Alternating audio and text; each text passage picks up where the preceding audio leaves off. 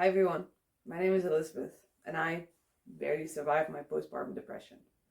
But since you're here, I'm going to give you 5 things that I did that helped me get through my postpartum depression. Let's take a look. Tip number 1 might be a little bit of an open door, but it is to seek mental health support from a therapist or counselor.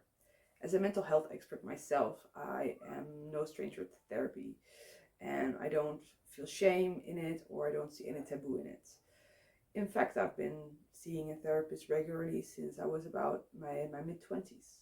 I know that a good therapist can provide a safe space to work through issues and challenges you might be facing. Due to my very difficult pregnancy, I suffered from HG. I was lucky enough to be on speed dial with my therapist. This meant that I could really access her help very shortly and very briefly in case I needed it, which, spoiler alert, I did.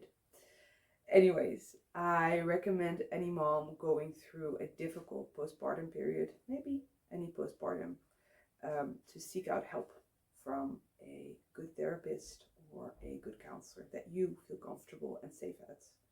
Do have one pro tip though. Although any good therapist or counselor can help you with any issues you might be facing, I prefer personally to send people to a woman that is also a mom. This is because she has gone through this life-changing experience herself and might have a little bit of different insights and experience in helping you. Tip number 2 is a very good non-judgmental support system, aka your village. You have probably heard the saying, it takes a village to raise a child. And I didn't expect that to be that true, but now I can honestly, confidently say that it does take a village. I am a child of parents who only had one kid, and I grew up in a pretty individualistic world, I would say, which made me also feel like I had to do a lot of things alone. This went the same for having a baby, having my daughter. And of course, I have wonderfully supportive parents, and my husband is just amazing. But I felt that I had to do everything by myself because, after all, I wanted to have a baby, right? So I needed to take care of her. Um, Please learn from my mistakes because, as research shows, it is so important to have a good support system and a very good non-judgmental support system. So if you're afraid like me to ask for help, that is okay. Don't change who you are, but maybe talk to the people you feel confident with, that you're scared of reaching out and asking for help, and then maybe together coming up with ideas on how that they can support you. So this is your close circle of loved ones that will be your support system, right? But please also think about maybe a different aspect of your support system. And by this, I mean mental health experts, like a therapist or a counselor, but also think about a lactation specialist or a pelvic floor physical therapist, a good pediatrician. It's important to already pick out people that you feel confident with going to if there's a problem. And lastly, on this point, I do want to touch upon the online community because there is like a wealth of knowledge and community out there. But please, please, please be very mindful when you consume content from influencers. I always say, if the content you're consuming makes you feel uncomfortable, worth less than the person you're watching with of or even your situation, that is probably a good signal to stop consuming that content. Tip number 3 is one that is pretty close and sensitive to me. It's space to move your body. But be mindful here. I said space to move your body, not working out. Growing up in the zeros was a pretty difficult time for a teenage girl, I would say. I've always struggled with my own body image and hated the term getting fit or working out. So I never really did it. And it just felt like one more thing, extra thing that I had to do post birth, get back into shape, snap back, all those things. So I found that thought to be very toxic. But I was very confined to my own home, which was very difficult sometimes with this little newborn. And so I needed to get out there. And one day I found a really nice yoga studio close to my home where they offered yin yoga classes. This is a form of yoga where you take exercises for a couple minutes and then stretch and see how it feels. It's very, very low impact, but still, I was moving my body. And soon I ended up going every single week, and it started to make a very positive impact.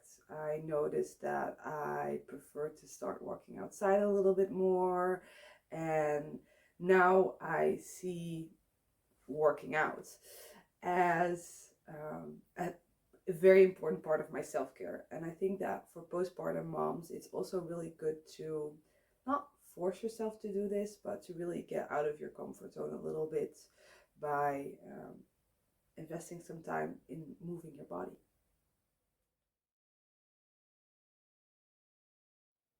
Tip number 4, medication. This one is a very, very personal one, and I encourage everyone to make their own informed decision on this. But for me, medication really, really helps. In the beginning, when I was seeing my psychiatrist, she broached the subject of me taking antidepressants. But she did note that they would take about 4 to 6 weeks to kick in. And I thought, excuse me, no, I'm sorry, I'm not going to be here in 4 to 6 weeks. I cannot keep doing this for 4 to 6 weeks. I'm not going to make that. So I said, no, thank you, it's not necessary. But after a couple more sessions, it basically came to light that I was too anxious and high strung to sleep. I hadn't slept more than 30 minutes to an hour in one go, and I was just exhausted. So my therapist prescribed me sleep medication, which at first I still was a bit hesitant about because, I wanted to do everything myself, was still breastfeeding. It was hard to let go, but I did end up taking them, and after a couple more weeks, I was a tiny bit more rested, and I could really see the end of the light, the end of the tunnel, light at the end of the tunnel. And I decided to broach the subject of medication again with my psychiatrist, which then in turn led to me taking them. And I can honestly say that together with the other 4 things on this list, it saved my life. The reason I'm still here and talking to you about these topics right now. And yeah, I am very, very grateful that that was the opportunity that I got. Tip number 5 on the list is the last one, but certainly not the least. It's mindfulness. Over the years, I had tried mindfulness meditation a couple of different times because as a mental health expert myself, I knew the benefits and I knew that it was good for me, but it just never really stuck with me. But then when I was in the depth of my postpartum depression, I thought, what the heck? It can't get any worse, right? So I opened up the app on my phone, which was still there. I used Headspace. And I found a 30-day course that was about 10 minutes every single day that was called Coping with Anxiety. And as you know by now, anxiety is something I had more than enough of. So what I ended up doing is taking those 10 minutes a day, and sometimes it was just breathing exercises, guided mindfulness meditations, but it started feeling really, really, really good. And now I often compare it to putting my brain on the charger, recharging the battery on my brain, because it feels really great. My daughter is now 2.5 years old. I'm far out of my postpartum period, and I still meditate once to twice a day, which I definitely can recommend to anyone, any mom, any woman, any postpartum mom. And actually sometimes I try to do a little bit of meditation with my daughter. It works.